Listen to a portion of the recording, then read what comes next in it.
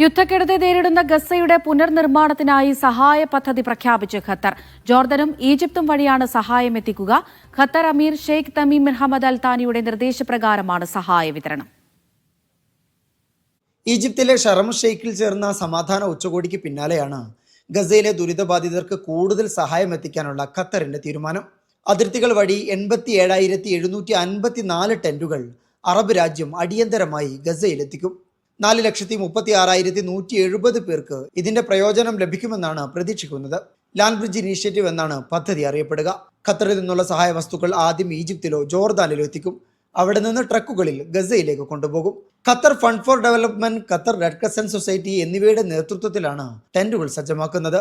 അന്താരാഷ്ട്ര സഹകരണ വകുപ്പ് സഹമന്ത്രി മറിയം അൽ മിസ്നദ് പദ്ധതിയുടെ ഉദ്ഘാടനം നിർവഹിച്ചു. Qatar charity CEO Yusuf bin Ahmed Al Kuwari അടക്കമുള്ളവർ സന്നിഹിതരായിരുന്നു. Media 1 Doha.